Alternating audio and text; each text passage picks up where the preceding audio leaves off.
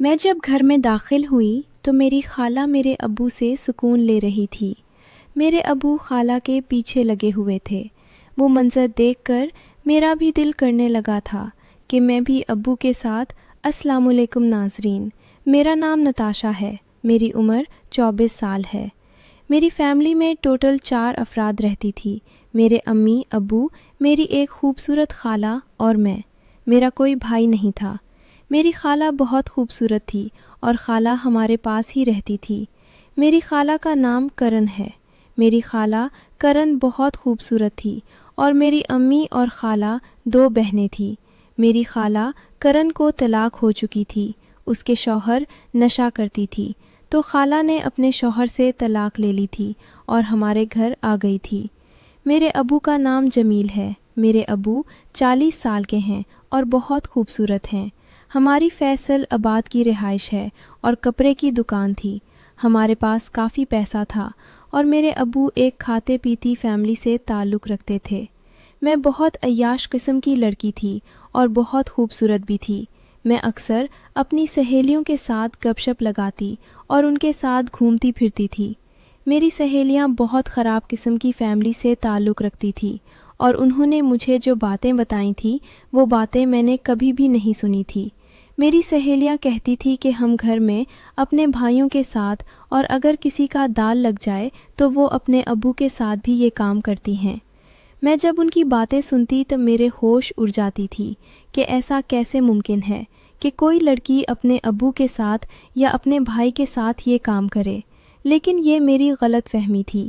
آج کل کے وقت میں بالکل ایسا چل رہا تھا، لیکن مجھے نہیں پتا تھا کہ حالات کہاں تک پہنچ چکے ہیں۔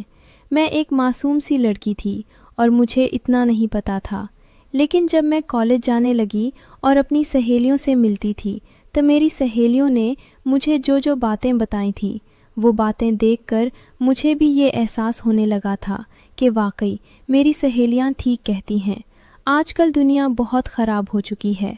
مجھے فیشن کرنا بہت پسند تھا۔ میں تنگ سے کپڑے پہنتی تھی اور تنگ سے کپڑے پہن کر گھر میں بڑی موج کے ساتھ رہتی تھی۔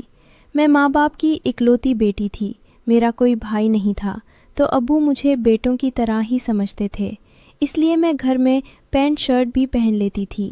جب میں پینٹ شرٹ پہنتی تو اس میں میرے جسم کے خدوخال نمایاں نظر آتی، تو میں اس کو آئینے میں دیکھتی تو کافی خوبصورت لگتی تھی۔ مجھے کچھ اندازہ ہونے لگا تھا کہ میرے ابو جمیل اب میری طرف بھی ایسے دیکھتے ہیں اور وہ مجھے کافی غور کر دیکھتے ہیں۔ میں نے افسوس لیا تھا کہ ابو سے پوچھوں گی کہ ابو اب کیا چاہتے ہیں، لیکن مجھے کوئی ایسا موقع نہیں مل رہا تھا۔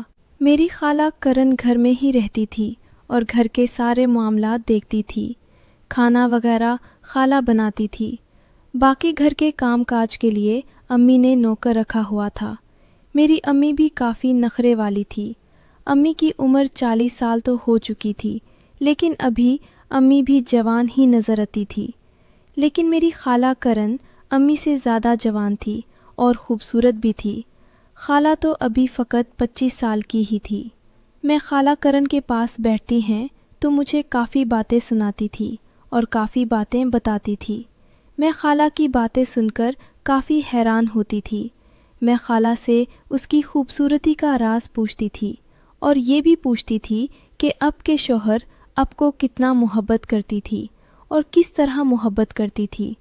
خالہ اکثر مجھے بتاتے بتاتے شرما جاتی تھی اور کہتی تھی تم مجھ سے ایسی باتیں مت پوچھا کرو، لیکن میں خالہ کو مجبور کر دیتی تھی۔ میں اب سوچ رہی تھی کہ ہمارے گھر میں رہتے ہوئے خالہ کرن کی خواہش کو کون پورا کر رہا ہے، کیونکہ خالہ تو اپنے شوہر سے بہت محبت کرتی تھی، اور طلاق کے بعد اب خالہ کیسے ہمارے گھر میں رہ رہی ہے، کیونکہ خالہ کرن گھر سے باہر بھی نہیں جاتی تھی اور کسی کو بھی نہیں ملتی تھی۔ تو مجھے تجسس ہوا تھا کہ خالہ کی خواہش کو کون پورا کرتا ہے، خالہ سے کون محبت کر رہا ہے۔ اس لیے میں چھپ کر یہ معاملہ دیکھنا چاہتی تھی، کیونکہ میرے ابو خالہ کے رنگ کے ساتھ بہت ہنسی مذاق سے باتیں کرتی تھی۔ تو اب میں نے سوچ رکھا تھا کہ ابو اور خالہ کرن کا معاملہ دیکھوں گی کہ کہانی میں क्या मूड चल रहा है। एक दिन मैं कॉलेज से वापस आई थी। दिन के 12 बजे का वक्त था। उस दिन मेरी अम्मी किसी काम से बाज़ार गई हुई थी। मेरे अबू उस दिन घर पर ही थे और दुकान पर नहीं गए थे क्योंकि उस दिन जुमा की छुट्टी थी। मैं जब घर में दाखिल हुई तो मुझे अजीब तरह की आवाज़ें सुनने को मिल रही थी।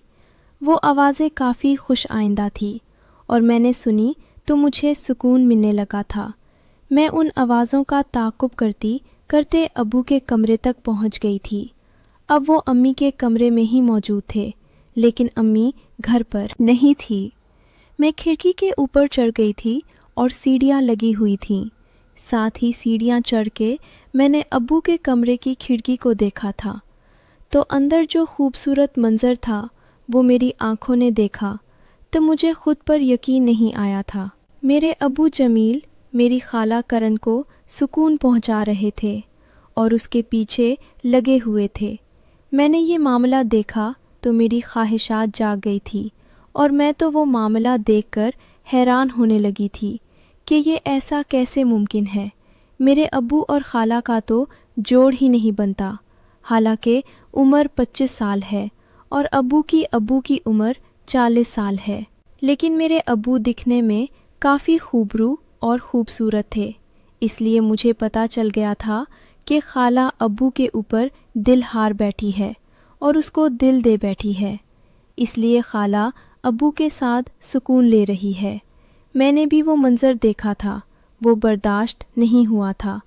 मेरा भी दिल करने लगा था कि अब्बू का तोता खुद भी ले लूं। मैं उनके पास चली गई थी और अब्बू से बात करने लगी थी कि अब्बू अब ऐसी हालत में हैं, मैं अब को कहीं नहीं जाने दूंगी। मुझे भी अब से वो काम करना है और सुकून लेना है। अब मेरी भी ख्वाहिश को पूरा करो। जब मैंने अब्बू को ये बात बोली तो अब्बू भी मजबूर हो गए थे और मेरे साथ करने लगे थे। खाला भी साथ ही थी। अब्बू ने पहले मेरे साथ किया और फिर खाला के साथ किया था। हम दोनों को सुकून देने के बाद अब्बू तो काफ़ी खुश हो गए थे। अब मेरी आदत बन गई थी।